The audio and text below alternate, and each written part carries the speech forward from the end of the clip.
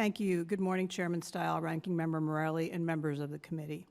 I appreciate your invitation to testify today on a topic that I believe to be an existential threat to our democracy and corrosive to our core values as a nation. I'm referring to the pervasive coordinated efforts between our government and private actors to influence the outcomes of our elections. Whether in my role as chairman of the Center for American Liberty, chairman of the Republican National Lawyers Association, or representing 5 million California Republicans at the Republican National Committee, it's probably the #1 thing that citizens want to learn more about and do something to stop. I'd like to address two separate but related examples of the ever-expanding public-private alliances directly impacting public trust in American elections. First, the expanding government efforts to censor core political speech online, and second, the increasing use of private funds to run public election operations. Reporting over the last year has revealed the extensive coordinated efforts between government actors, big tech, nonprofits, and academics to identify and censor what they collectively deem to be, quote, misinformation. What we know about the scope of this government-dictated and privately facilitated speech-killing machine is truly staggering, and we certainly don't know the full picture yet. An Intercept article by Ken Klipperstein and Lee Fang reported that the Department of Homeland Security made combating election misinformation a top priority. The article describes the formalized process that social media platforms, including Facebook, Instagram, and Twitter, created in the 2020 election, allowing government officials to quickly flag content for removal, and a vast network of nonprofit organizations working in concert with the federal government and social media companies to police online speech. There's also a Missouri-Louisiana lawsuit filed by then Attorney General Eric Schmidt and Attorney General Jeff Landry.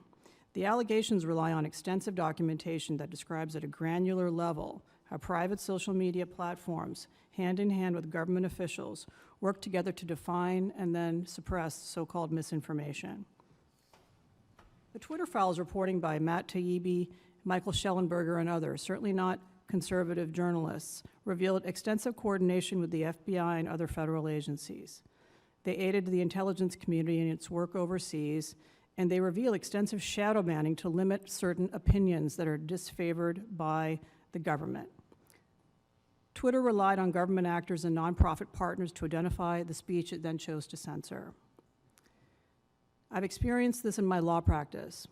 Our client, Rogan O'Hanley at the Center for American Liberty, was a victim of government censorship in the 2020 election.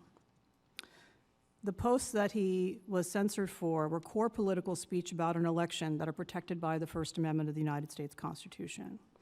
The censorship campaign was led by a state agency with a mission to identify and censor government-labeled misinformation, and then not only suppress the speech, but silence the speaker himself from speaking on social media. The state coordinated with a partisan consulting firm, SKD Knickerbocker, which was also a consultant to the Biden campaign, to help with its efforts. The state coordinated with the National Association of Secretaries of State to develop a special process for notifying social media companies what speech it should censor and remove from the internet. Communications Decency Act, Section 230, has also had a major impact on censoring speech online. 230's traditional editorial function test has been repeatedly misinterpreted by federal courts to protect social media platform censorship online.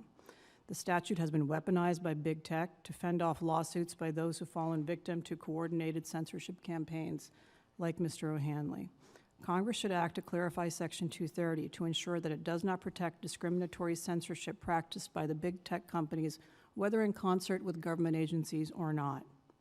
A lack of private cause of action against big tech for discriminatory censorship is a gap in our free speech regime, and it does threaten confidence in elections. In conclusion, I'm going to talk about Zuckerbucks. States are grappling with the phenomenon of so-called Zuckerbucks. This is a shorthand reference to private entities and individuals injecting hundreds of millions of dollars into local election administration, battleground precincts, that often determine the outcomes of important races. It had a major impact in the 2020 election, with 2,500 election offices across the country receiving grants in varying amounts from CTCL and CEIR, both funded by Zuckerberg-Chan Initiative.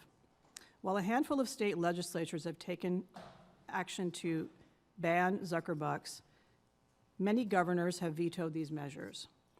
Distrust in elections is not a partisan issue. Both Republicans and Democrats today have expressed a historic level of distrust in our elections, and I hope that a renewed commitment by Congress to protecting freedom of speech in elections will help alleviate that trend and increase public confidence in America's elections. Thank you very much.